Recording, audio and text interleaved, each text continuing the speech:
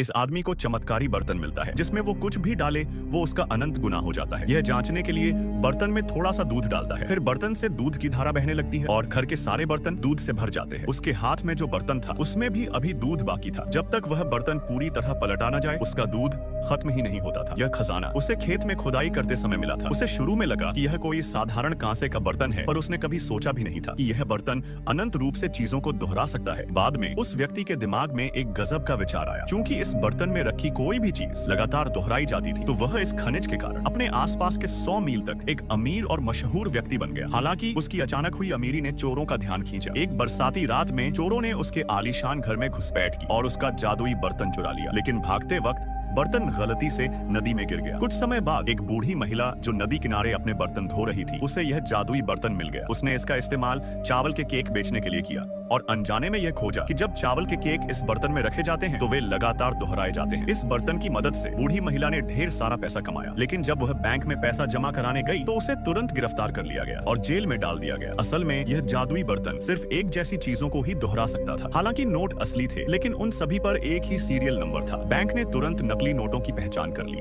और बेचारी बूढ़ी औरत को अपनी बाकी की जिंदगी जेल में बितानी पड़ी। जेल में उसने कुछ कैदियों को इस बर्तन का राज बताया। बैंक जाने से पहले, ताकि कोई उसका जादुई बर्तन न चुरा ले, उसने पास के गायों के तबेले में एक गहरा गड्ढा खोदकर उसे छुपा दिया था। बूढ़ी औरत ने कहा कि वह अब बहुत बूढ़ी हो चुकी है और वे लोग बाहर जाकर बर्तन निकाल सकते हैं, लेकिन उन्हें इसका इस्तेमाल मानवता की भलाई के लिए करना होगा। दो लड़कियों ने एक दूसरे की ओर देखा। पहले ही दिन में उन्हें ऐसी अनोखी बात सुनने की उम्मीद नहीं थी। हालांकि अब उनके सामने एक समस्या थी। इस बर्तन में पैसे नहीं रखे जा सकते, तो फिर क्या रखा जाए?